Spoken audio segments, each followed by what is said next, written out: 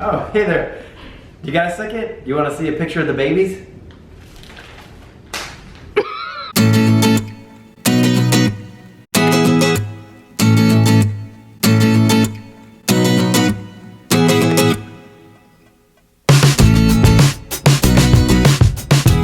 Whoa.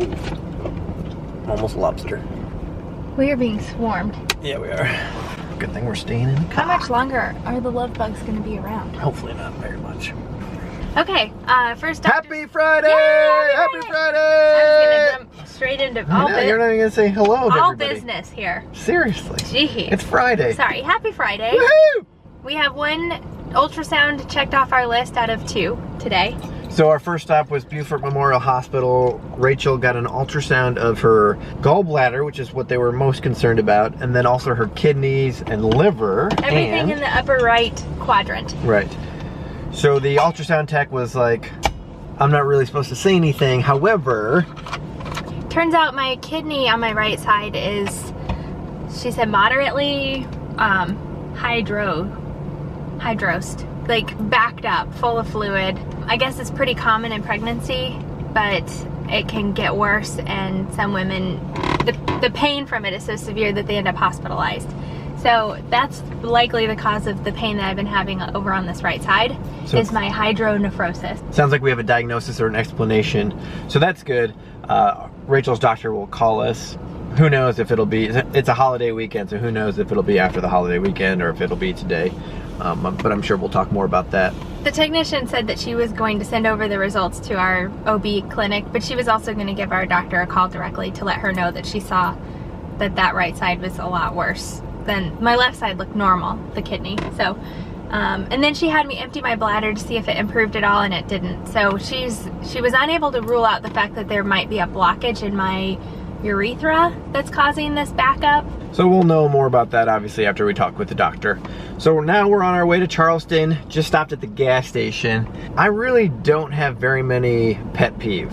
I think I have 2, and that's when people say, my hands are freezing, and then they touch your face. Which I do all the time. It's like, she does that just because she knows it's one of my pet peeves. Yeah, you never do that to me. No, I don't. Perform my pet peeves. Because I love you. Yeah, right. So that's one of my pet peeves. The other one is when you're at a gas station, and I took a video of the screen, so I'll play that now. The entering screen is pay here with credit, pay here with debit, or go inside and pay with cash, or whatever it says.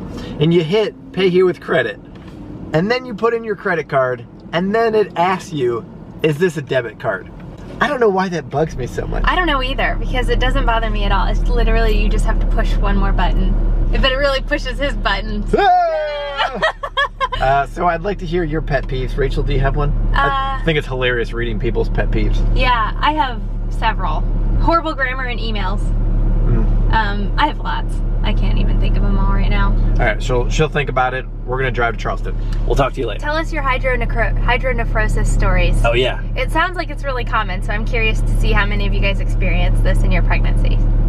I just thought of a pet peeve because I just experienced it. Do you want me to pause this? Paused it. Okay, so we're on the highway here. We had to merge because 2 lanes was becoming 1. So everybody was in the lane that was going to remain, and then the lane that was on the right hand side was ending. So, you know, there's plenty of warning for that to happen. But there's still the guy that runs all the way up in that right lane and then cuts in at the last minute. Like, his time is way more important than everybody else who's waited. Pet peeve. Don't do that.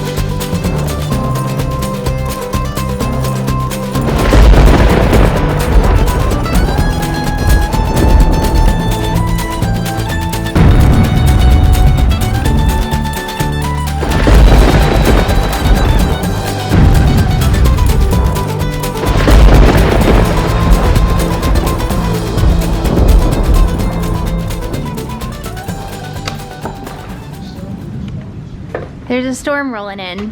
We went through it on our way back from Charleston, and it wasn't quite storming when we got home yet, but you can just hear like this constant roll of thunder. So this is my favorite kind of day. I love rain. There's a name for us that like rain. It's perfect whenever you want to just watch a movie or watch Game of Thrones or whatever when it's storming outside, because you don't feel guilty about not being outside playing. So this is perfect. I guess Irma is one of the tropical storms that's turned into a hurricane that some of the models are projecting it's going to come this way. We should be, that was a big one, we should be out of town when it hits. I think it's supposed to be next week if it even comes to this area. In the beginning, they really can't tell where the heck it's going.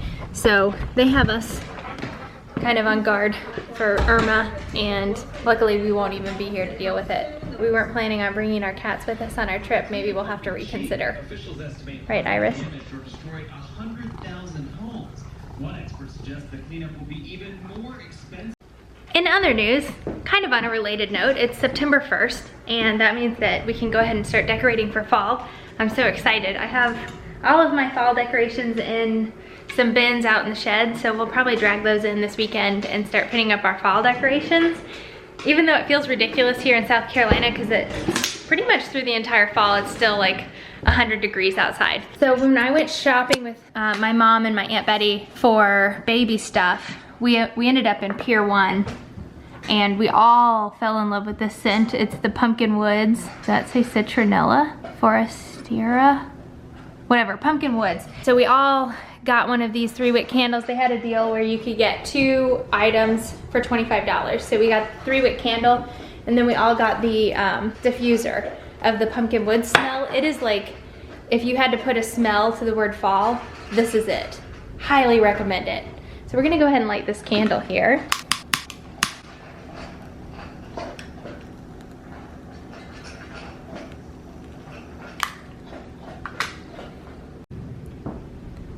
And there you have it.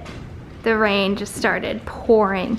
How cozy is it when it's so crummy outside to have a candle burning and lamps on? Wow. Luckily, Rusty doesn't get nervous in storms.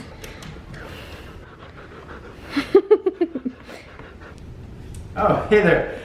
You got a second? You want to see a picture of the babies? I say that about Rusty not being afraid of storms, and then anywhere we are, he's physically touching us, following us around, and then putting his body against ours. Maybe it's just because we've been gone all day. I don't mind it. Luckily, I'm an affectionate person, huh, buddy? I've graduated to Brad's shirts. Congrats. Thanks. I didn't have any extra room in mine, and when you just want something loose on, no shame. What are we talking about?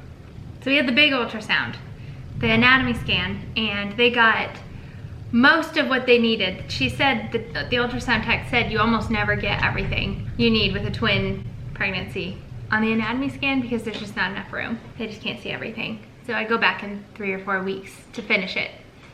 Yeah, I think they got 80% of the boy and then like 60% of the girl. She just Yeah. wasn't cooperating. They couldn't see her whole spine at one time, and like couldn't see the 4 chambers of her heart, although it looked like they could. Yeah, I think they got that at the end. Yeah. But anyway, all the measurements that they got were awesome. Yeah. They're both doing great, even a little bit of ahead of schedule. Yep, they're both 12 ounces, which is I think a little ahead of schedule for one baby at 20 weeks. And I'm just shy of 20 weeks, so them both being 12 ounces is really good. I'm really glad. Super strong heartbeats, all 4 chambers, all fingers and toes. They were showing their personalities.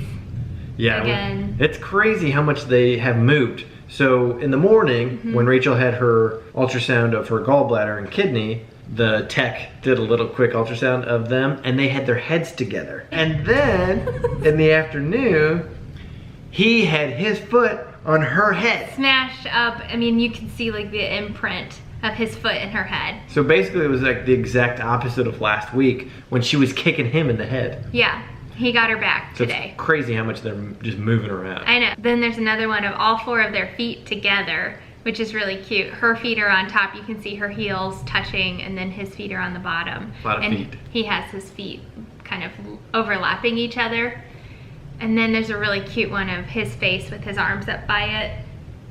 And then there was one part where her arms were both above her head like this, like a ballerina. That was really cute. That was cute. Yep. So I learned at the ultrasound that I can't be laying on my back anymore.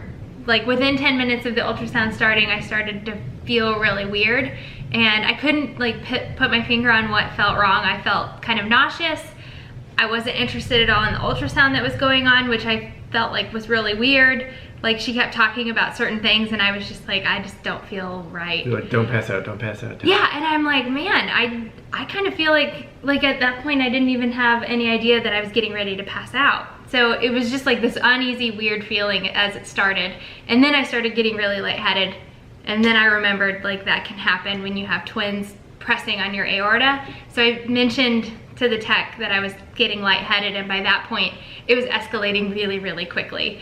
And so she rolled me onto my side, and then, I mean, And then she went to go get the nurse to take Rachel's vital signs, and I like couldn't hear anything, and I had tunnel vision, and then I started sweating profusely. Like it was really close that first time.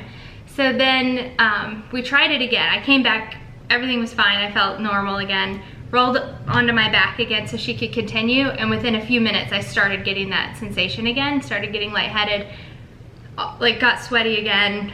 And then I just stayed on my left side for the whole rest of the ultrasound, and she was able to do it with me on my side. So thankfully, but now I know the days of laying on my back are over. And I don't know if it was just because I was laying on my back and she was pressing with the ultrasound wand that was making it worse, but couldn't have been helping, that's for sure. I'm not gonna take any chances. That's a terrible feeling, like getting ready to pass out. It's hard being in a room and like seeing Rachel almost pass out and not being able to do anything. Oh, it was hard for you? I didn't like it. Oh, really? I did turn a fan on. You did. He turned a fan on. That helped a lot because I came in pretty clutch. Oh, I didn't feel good. But luckily, once that passes, you feel back to 100% without any effects. Getting back to Rachel's ultrasound of her gallbladder and kidney, her regular OB should call probably Tuesday, since Monday's a holiday, and give her diagnosis and some advice going forward. Yeah, I'm pretty bummed about that being the diagnosis, because there's nothing they do. Like if it gets really severe where I'm like writhing in pain, then I guess they can put a stent in the tube that drains the kidney so that it will kind of help flush some of that fluid down. But otherwise I'm just gonna have this pain, I think, throughout the pregnancy. Hopefully it's one of those things that as soon as I deliver, it goes back to normal. Yeah, no kidding. So, kind of a bummer, but yeah, it's better than like needing a gallbladder surgery, I guess. Yeah, for sure. Yeah. Well, hit the subscribe button if you want to follow us on our journey. Hit the thumbs up button if you like this video. Have a great weekend. We're gonna do a little story time either tomorrow or the next day, so look forward to that. Yeah. All right. Thanks for watching. Bye-bye. Bye.